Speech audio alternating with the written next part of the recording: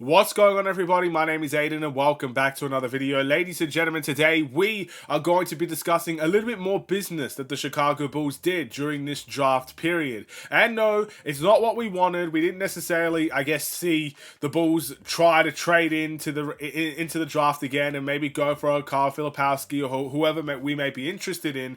We actually signed a player on an Exhibit 10 contract. And today I want to talk about that player and what this could mean for the Chicago Bulls in a short but hopefully meaningful video. But before we get any further, if you liked the video and you want to see more from me, drop a like, drop a follow, and or subscribe if you are new. And let me know in the comments below your thoughts about the Chicago Bulls and whether or not you like this Exhibit 10, deal, or do you believe the Bulls should have just avoided it and see what ends up happening. But with that being said, it is reported that Marcus Domask has been signed by the Chicago Bulls on an Exhibit 10 contract. Now first, we probably should tell you what is an Exhibit 10 contract. Well, basically, it allows the player to kind of go through training camp. That's really all that it means. So he'll be a player fighting in training camp, trying to fight his worth and prove himself to the Chicago Bulls to maybe even get a two-way contract or even potentially a main roster spot with this Chicago Bulls team. Keep in mind, this is a non-guaranteed contract. It's like pretty much every preseason contract you see the Bulls, give away.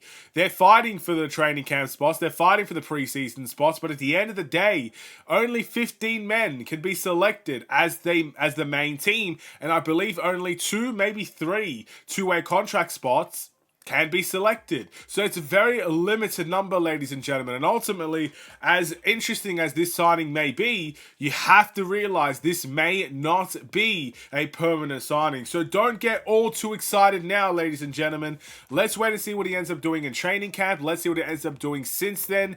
And let's see if he can prove his worth. But we should probably discuss just a little bit about what, he has done for, Illinois. That's the team that he played for at the end of the day. So it's another, player that's played in a situation that many Bulls fans should, keyword, be familiar with. But he's a 6'6" forward, and a big thing here, he's 24 years old. He wasn't expected to be drafted either, apparently, from the articles I've read. He wasn't expected to go in the NBA draft. Regardless, he's probably one of the older draft prospects I think we have ever talked about. And yes, we didn't draft the player, but we signed the player, and he was expected, or again, he wasn't expected to go in the draft, but I'm pretty sure he declared for the draft, which is quite interesting in all honesty.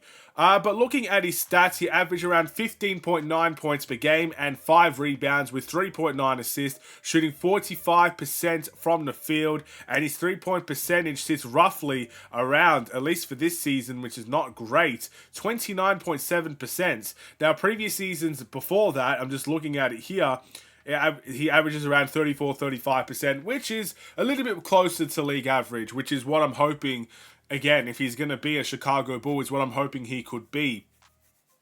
Now, I don't know too much about his strengths and weaknesses.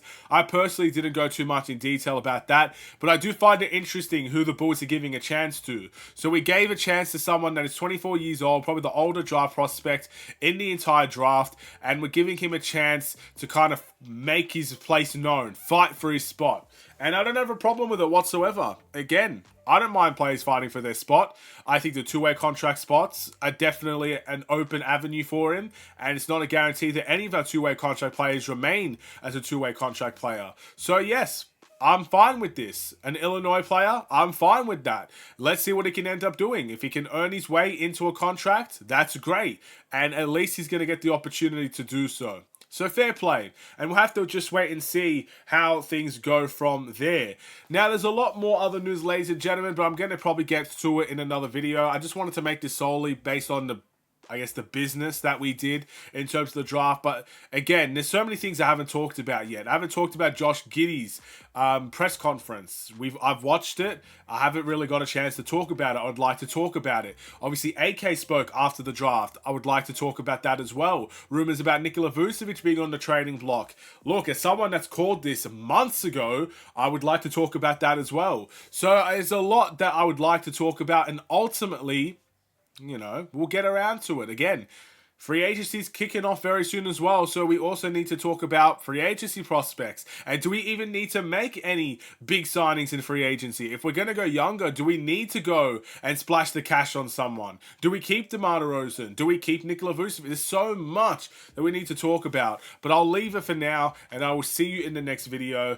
I will see you, hopefully we could talk about, I guess, anything else in the next one. We could kind of take a break from the draft and stuff of that nature. Thank you for watching. Drop a like and a follow, and or subscribe if you are new, and I will see you in the next one. Stay safe, stay healthy, and stay tuned for more. Take care, and peace.